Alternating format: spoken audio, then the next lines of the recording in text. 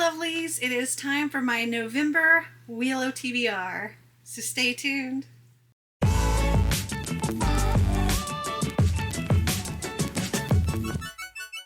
If you're new here, hi, hello, welcome. If you're not new here, welcome back. Wheel of TBR is one of my multiple TBR games that I play in order to help pick my TBR for the upcoming month. And the way this one works is I spin the wheel 5 times. I pick a book for each prompt it lands on. I also mark the board when I land on it, and when I get 5 marks I have to do a bonus spin, and also I change out the prompts as we go. So normally the way I would start this off is by going over how I did the previous month, and this thing is way too close. Let me step back a little bit.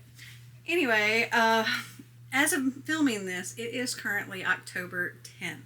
So I have not read a huge amount. I'm not going to go ahead and take any punishment spins or anything like that because it is so early in the month.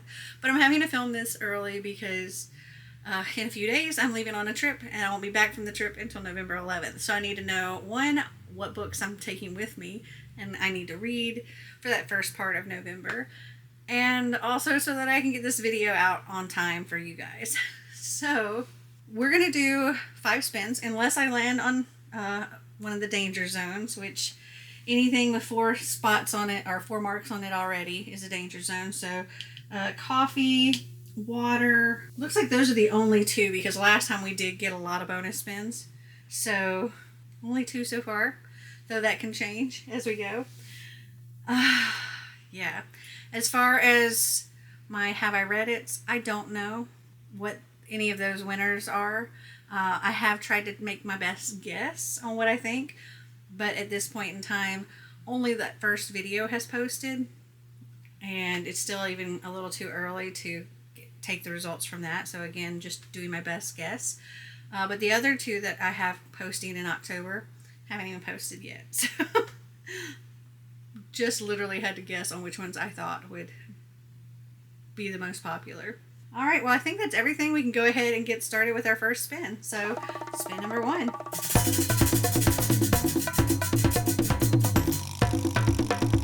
Oh my goodness. It's Pet Pick. This is going to be fun. Also, I replaced my little flag thing that makes the clicky sounds. I had to order one off of Amazon. Okay, give me a second and I will go and set something up.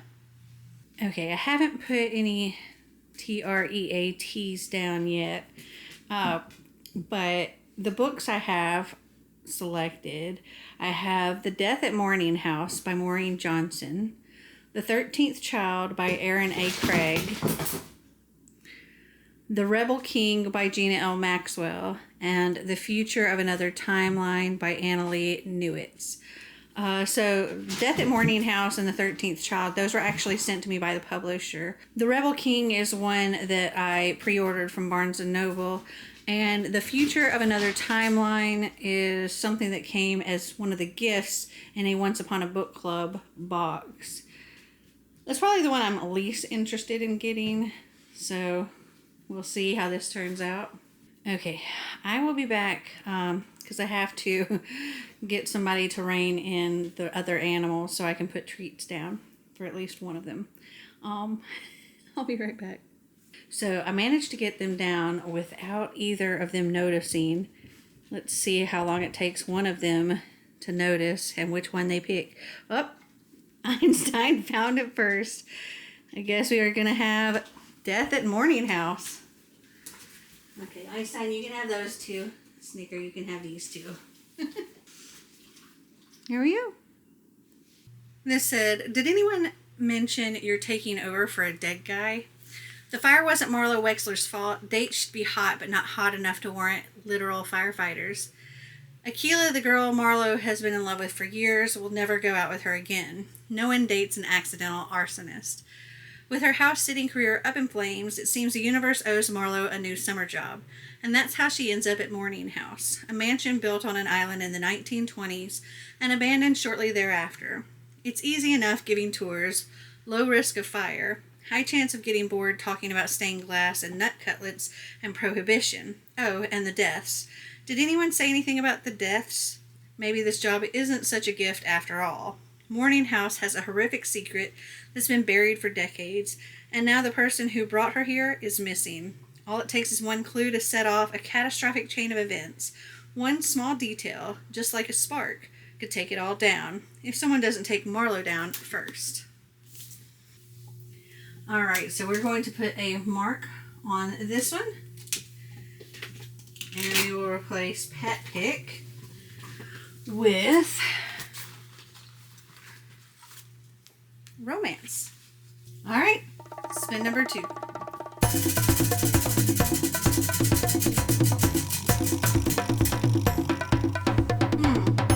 We ended up on the same spot twice. That doesn't seem very good, but maybe it's just a coincidence. Okay, so romance. I actually have a couple of romances that I'm supposed to be reading in November.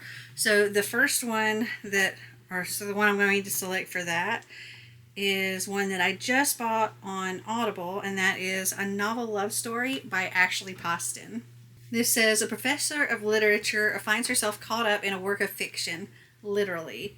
Aline Merriweather loves to get lost in a good happily ever after. The fictional kind, anyway, because at least imaginary men don't leave you at the altar. She feels safe in a book, at home, which might be why she's so set on going to her annual book club retreat this year. She needs good friends, cheap wine, and grand romantic gestures no matter what. But when her car unexpectedly breaks down on the way, she finds herself stranded in a quaint town that feels like it's right out of a novel, because it is. The place can't be real, and yet she's here in Elorton, the town of her favorite romance series, where the candy store's honey taffy is always sweet, the local bar's burgers are always a little burnt, and rain always comes in the afternoon. It feels like home. It's perfect and perfectly frozen, trapped in the late author's last unfinished story. Elsie is sure that's why she must be here, to help bring the town to its storybook ending. Except there's a character in Elorton that she can't place, a grumpy bookstore owner with mint green eyes, an irritatingly sexy mouth, and impeccable taste in novels. And he does not want her finishing this book, which is a problem because Elsie is beginning to think the town's happily ever after might just be entwined with her own. Sounds so cute. Okay, so let's mark that. And now this one is also a danger zone. Though I'm going to say if it lands on that the very next time, I'm going to try spinning again because that would mean something is up with my balance. All right. Now, if it lands on it again some other time during this, that's different. But if it's the very next thing it lands on, no. I have 2 stuck together here. Okay. Roll the dice. Spin number 3.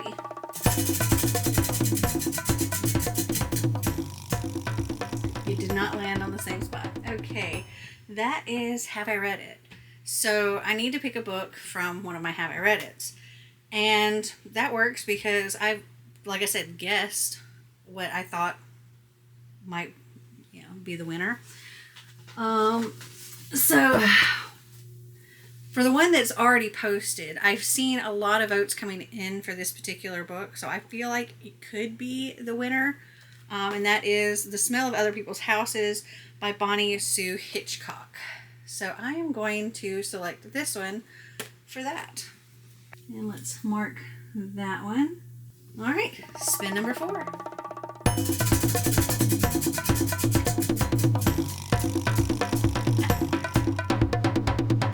Okay, so I forgot to put a replacement prompt. Let me do that. It's down here. I don't know if you can see that or not, but we'll replace that with a book that involves a game. And it landed on Have I Read It Extras. So this was a thing I did a long time ago with my Have I Read It, but now I think this is my from these books will self-destruct shelf. And I actually have one that's perfect for this month, because this book not only was on my These Books Will Self-Destruct shelf, but is also the book that my book buddy of the month selected for my coffee patron buddy read, and that is Fury Born by Claire Legrand. Two young women, centuries apart, hold the power to either save their world or doom it. Okay, now this one is also a danger zone because that gives us 4 marks on here. Though that was spin number 4, and I only do 5 spins. So this is the last spin that I could potentially get a bonus spin on, because on my bonus spins I don't mark it. Marty pick. If this happens to come up tonight, I'll just have to send Marty a picture and have him pick something, because he's at work right now. All right, spin number 5.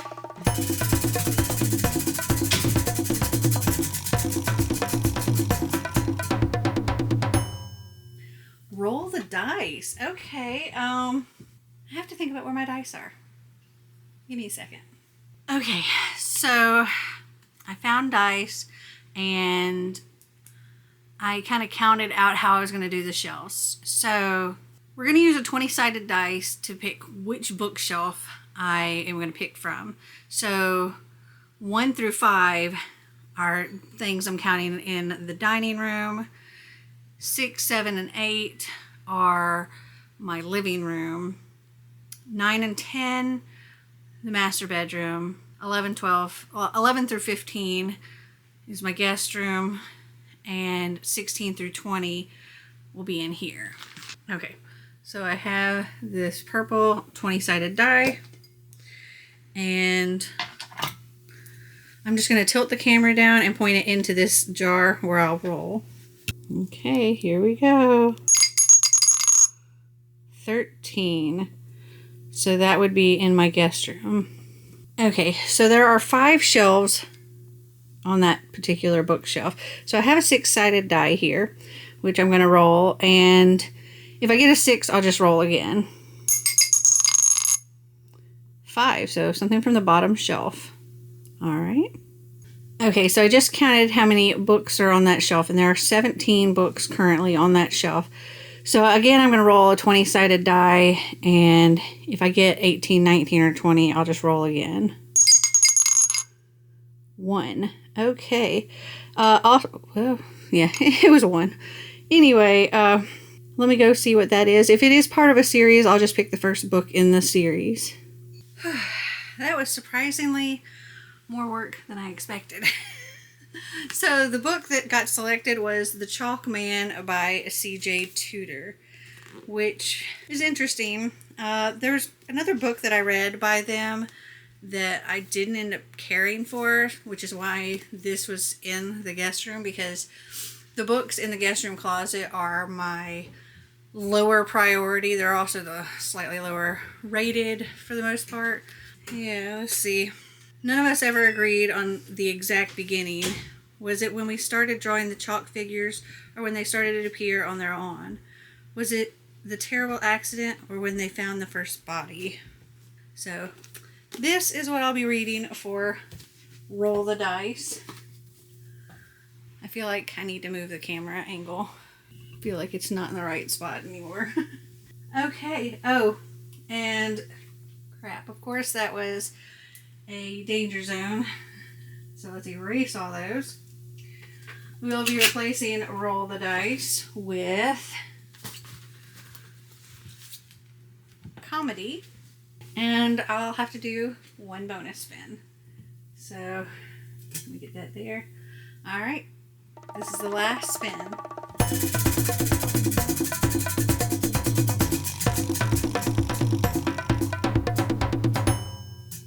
Yep. Marty pick. Okay. Give me a second. I'm going to send Marty a picture of... You know what? I actually took a bunch of pictures from my These Books Will Self-Destruct shelves not that long ago. So I'm just going to send Marty these pictures and let him pick one of these books. I'll be right back.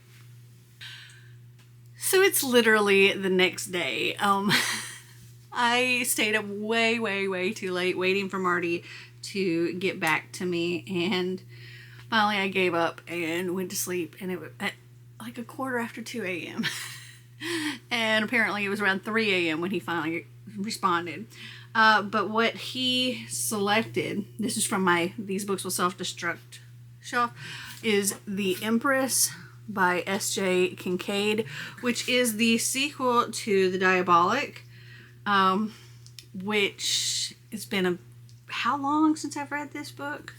It's been 4 years since I've read this book, and here my review was, I did not have high expectations going into this, but I really ended up enjoying it, and I'm so glad that I read it. I cannot wait to continue the series and see what happens next. And because he picked The Empress, I'm probably going to have to reread The Diabolic, because I remember like little bits and pieces, but not really enough. So I'm going to have to reread it. So that's what I'm going to be putting on for that. And because it is a bonus spin, I'm not marking it, but I will be replacing the prompt. And we will replace it with most anticipated. Okay, so give me just a little bit and I'll be right back with what I'm going to be reading for Buzzword and for TBR Knockout.